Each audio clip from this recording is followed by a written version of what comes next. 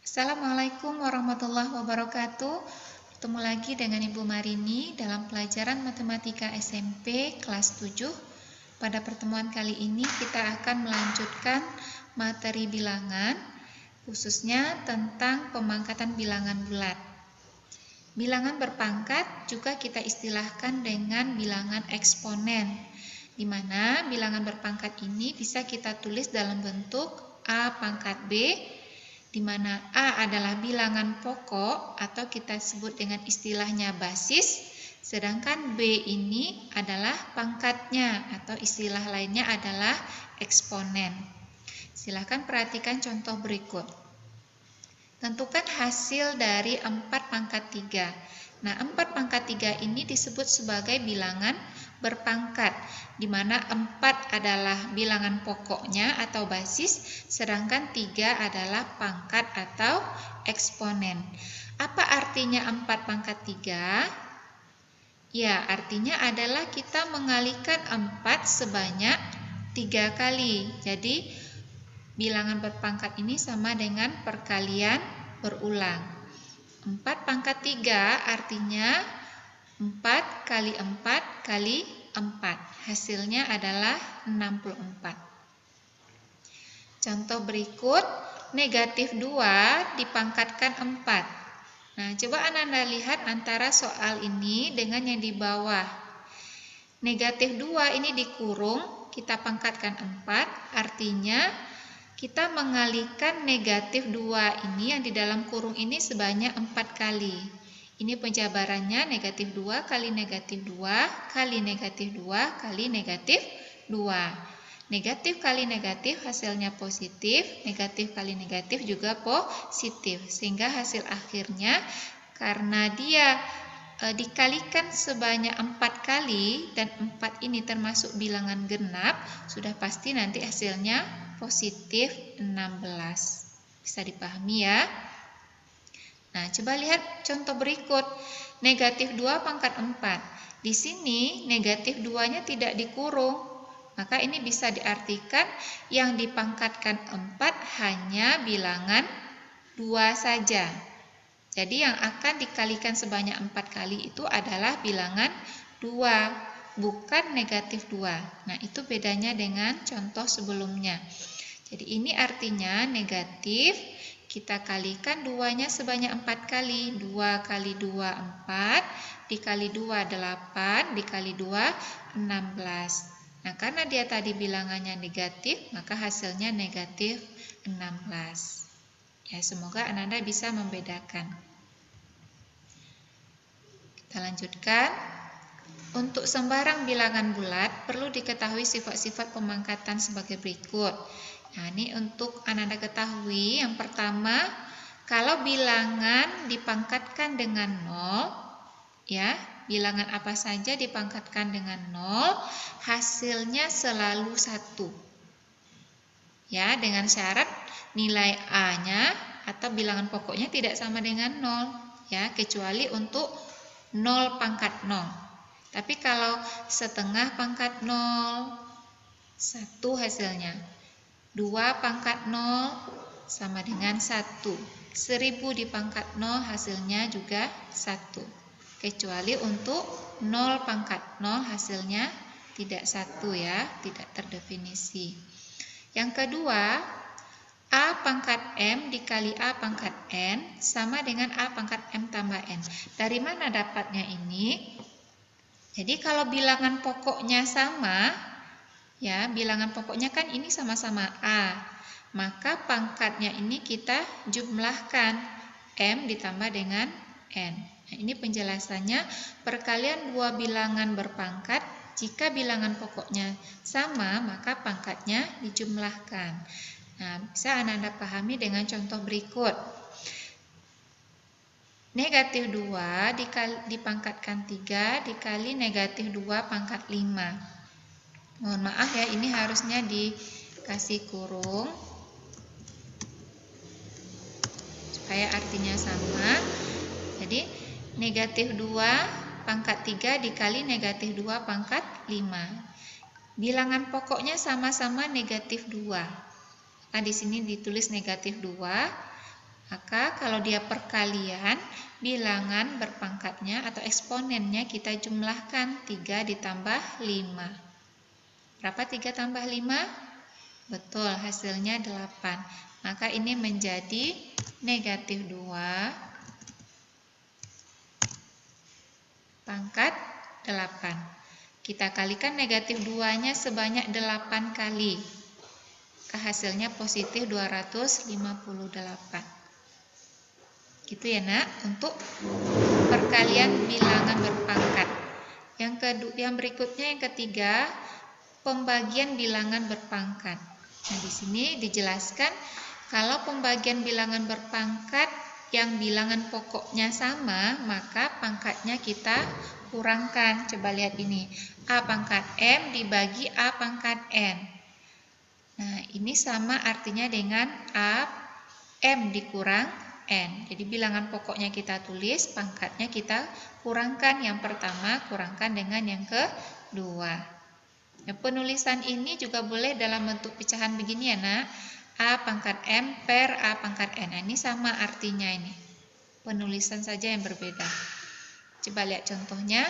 5 pangkat 6 dibagi 5 pangkat 4. Bilangan pokoknya sama-sama 5. Maka kalau dalam pembagian bilangan berpangkat, 6-nya kita kurangkan dengan 4. 6 dikurang 4 hasilnya 2. Maka hasilnya 5 pangkat 2 berapa? 5 kali 5 adalah 25. Betul. Lanjut sifat berikutnya. Bagaimana kalau nanti soalnya seperti ini?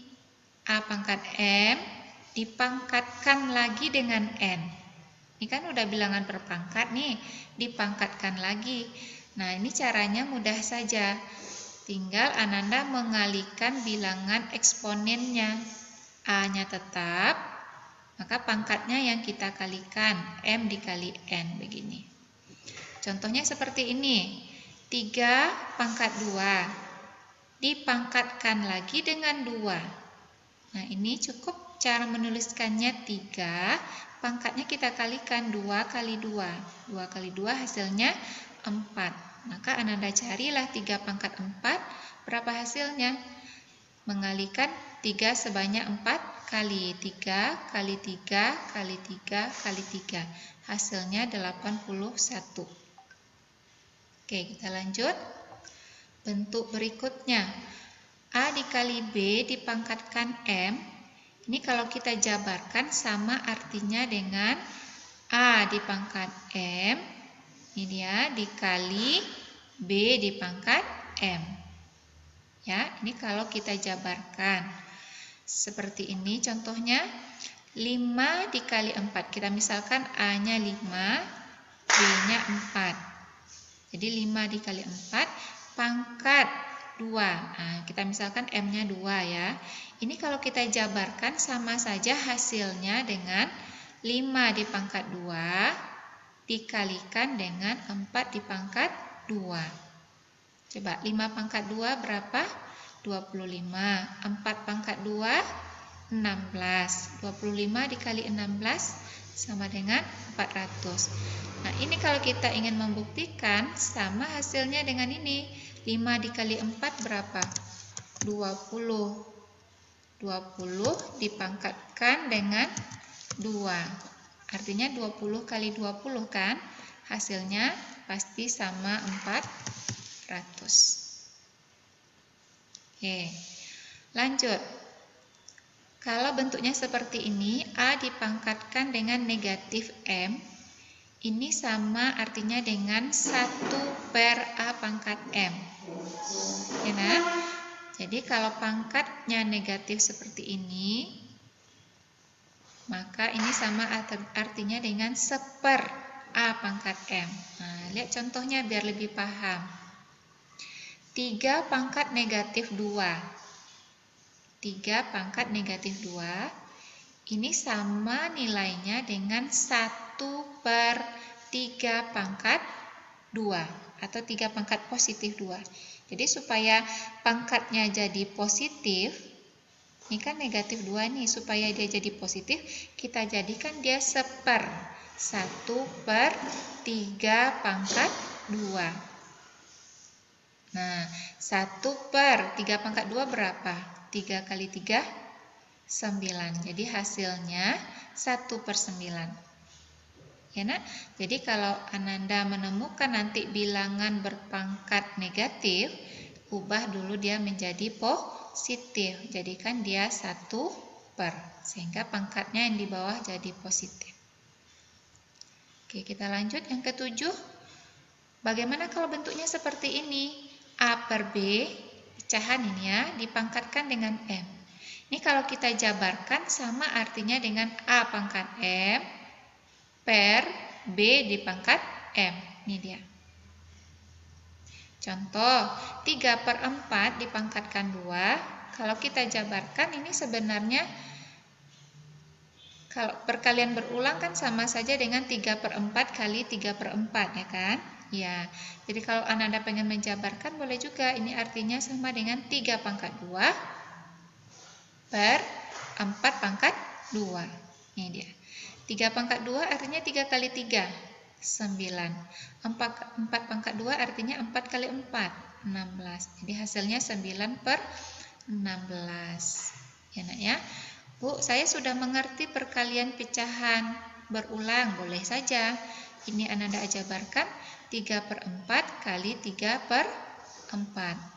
Boleh ya, tapi nanti akan kita pelajari pada perkalian pecahan sebenarnya. Tapi bagi Ananda yang pengen tahu sekarang juga boleh. Ini 3/4 dikali 3/4. Ini 3/4. Oke, hasilnya nanti akan kita peroleh. Cara mengalihkannya berarti 3 kali 3 berapa yang di atas? 9. Baik, 4 kali 4, 16. Sama ya hasilnya dengan yang di samping. Yang ini 9/16. Baik, itu sifat yang ke-7. Lanjut yang ke-8, negatif M pangkat N. Nah, ini agak panjang penjelasannya, sama dengan A pangkat M. Jika M-nya adalah pangkat genap, hasilnya pasti positif. Maksudnya gini, nah. Kalau bilangan ya, bilangan kita pangkatkan dengan bilangan genap, 4 kan termasuk bilangan genap ya. Jadi bilangan genap itu yang habis dibagi 2. 2, 4, 6, 8, dan kelipatan 2 seterusnya itu dianggap bilangan genap. Jadi walaupun dia bilangan negatif di sini, bilangan pokoknya negatif, kalau kita pangkatkan dengan bilangan genap, pasti hasilnya positif. Ini dia. Hasilnya positif. Jadi di sini Ibu belum tentukan berapa angkanya ya, yang Ibu tanya sekarang positif atau negatifnya aja. Negatif 116 dipangkatkan dengan 202. 202 termasuk bilangan genap apa bilangan ganjil? Oke, bilangan genap. Kalau dia bilangan genap pasti nanti hasilnya positif.